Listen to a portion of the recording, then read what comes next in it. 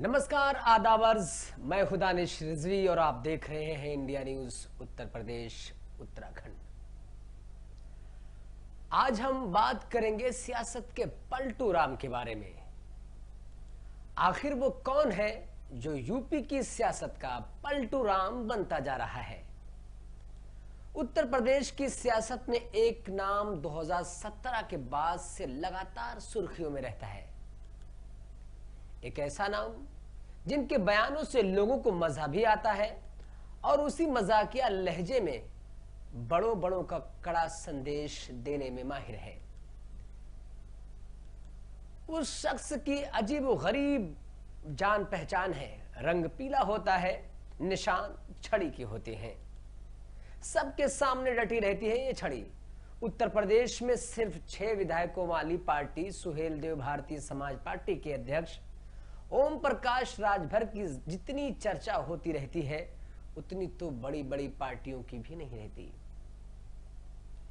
UP की राजनीति को ओपी राजभर ने चक्कर घिन्नी की तरह बनाकर रख दिया है। इसका कारण यह है कि वो सबके साथ भी हैं और सबके खिलाफ भी हैं। भाजपा के साथ फिर से दूरी और सपा के साथ गठबंधन और फिर से सपा से दूरी और भाजपा से नजदीकी बढ़ने लगी है। उनके इसी व्यवहार के चलते सूबे में यह चर्चा चलती रहती है कि क्या ओपी राजभर पलटू राम है। लोग कहते हैं कि मिल जाएंगे कि इनका क्या एतबार। आइए जानते हैं कि ओपी राजभर ने कब कब किस पार्टी के साथ कैसा गठबंधन किया है। शुरू में वो काशीराम के साथ राजनीति किया करते थे। मायावती काल में बसपा छोड़कर सुहेल देव भारतीय समाज पार्टी बना ली।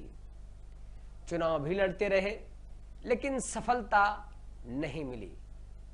2017 के विधानसभा चुनाव में जब अमित शाह से मुलाकात होती है, मतलब भाजपा ने ओपी राजभर को अपने साथ लिया।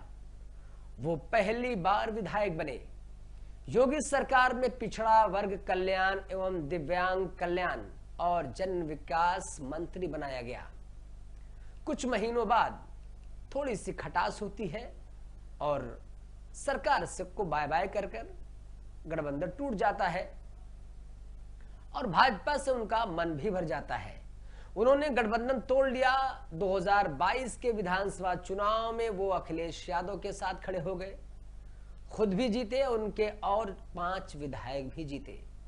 लेकिन लगता है अब उन्हें अखिलेश यादव का साथ पसंद नहीं आ रहा है। 2022 के चुनाव के बाद अखिलेश के खिलाफ बयानबाजी की, लेकिन लोकसभा उपचुनाव यानी कि रामपुर और आजमगढ़ में चुनाव हारने के बाद ओपी राजभर अखिलेश पर कई तरह के वार किए। कभी काबिलियत पर सवाल, कभी एसी में बैठने का आरोप, कभी कार्यकर्ताओं से ना मिलने का आरोप, वगैरह वगैरह। अब तो अखिलेश के खिलाफ वे सार्वजनिक रूप से बयानबाजी कर रहे हैं। अब फिर से उनकी भाजपा से नजदीकी की खबरें जोर पकड़ रही हैं। हालांकि राजभर ने सपा के साथ गठबंधन नहीं तोड़ा है, लेकिन ऐसा कहा जाता है कि एनडीए की राष्ट्रपति उम्मीदवार द्रौपदी मुर्मू जब लखनऊ गई थी तो उनकी शान में दिए गए डिनर में राजभर पहुंचे थे। यानी पहले बसपा, उसके बाद भाजपा, फिर सपा और एक बार फिर से भाजपा से नजदीकी। इन्हीं वजहों से उन्हें पलटू राम का नाम दिया जाने लगा है। लेकिन क्या ऐसी राजनीति सिर्फ राजभर कर रहे हैं? जी नहीं, किसी भी पार्टी का दामन ऐसी राजनीति से खाली नहीं है। आइए अब आपको यह भी बता दें कि कब किस पार्टी ने किससे गठबंधन किया। सबसे पहले सपा की बात कर लेते हैं। वर्ष 1993 में मुलायम सिंह यादव बसपा से गठबंधन कर चुके थे। इसी दौरान नारा लगा था कि मिले मुलायम काशीराम, हवा में उड़ गए जय श्री राम। 2017 के चुनाव में अखिलेश यादव कांग्रेस से गठबंधन कर चुके थे। तब नारा दिया गया था यूपी के 2 लड़के। 2019 के लोकसभा चुनाव से पहले सपा का बसपा से गठबंधन हुआ। पहली बार मायावती और मुलायम सिंह एक साथ एक मंच पर नजर आए थे, तो और मुलायम सिंह भाजपा के दिग्गज पूर्व सीएम कल्याण सिंह से भी गठबंधन कर चुके थे। दोनों आगरा में एक मंच पर नजर आए थे। यह अलग बात है कि तब कल्याण सिंह भाजपा में नहीं थे, उन्होंने अपनी अलग पार्टी बनाई थी, उसका नाम था जन क्रांति पार्टी बनाई थी। यानी ऐसी कोई पार्टी नहीं रही जिससे सपा ने गठबंधन ना किया हो। कब किया बसपा से गठबंधन, अब आपको यह भी बताएंगे बसपा के बारे में। बसपा 1993 से 2019 में सपा के साथ गठबंधन कर चुकी है। 1996 में बसपा का कांग्रेस के साथ गठबंधन था। भाजपा की मदद से मायावती कई बार सरकार बना चुकी थी, यानी कि इस खेल में बसपा भी पीछे नहीं है। अब आइए अब आपको बताते हैं कि भाजपा के साथ कब किसका गठबंधन हुआ। भाजपा उसी निषाद पार्टी के साथ गठबंधन में है जिस निषाद पार्टी ने 2018 में गोरखपुर लोकसभा उपचुनाव में उसे करारी मात दी थी।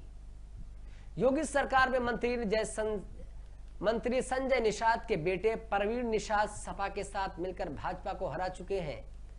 भाजपा का ओपी राजभर से गठबंधन था, फिर भी टूट गया और अब फिर से नजदीकियां बढ़ने लगी हैं। राष्ट्रीय लोकदल के साथ भाजपा केंद्र में सरकार चला चुकी है, लेकिन अब यूपी में उससे रिश्ते खुशगवार नहीं हैं। कश्मीर की जिस पीपुल्स डेमोक्रेटिक पार्टी के भाजपा हमेशा आलोचना किया करती थी, उसी के साथ कश्मीर में सरकार चला चुकी है। नेशनल कॉन्फ्रेंस के उमर अब्दुल्ला केंद्र की भाजपा सरकार में मंत्री थे। थोड़ी बात कांग्रेस की भी कर लेते हैं। कांग्रेस सपा, बसपा और रालोद के साथ गठबंधन में रह चुकी है। भाजपा की पुरानी सहयोगी शिवसेना के साथ महाराष्ट्र में सरकार चला चुकी है। इस तरह देखा जाए तो तकरीबन सभी पार्टियां वक्त, नजाकत और मौका महल को देखते हुए चौका मारने में पीछे नहीं रहती।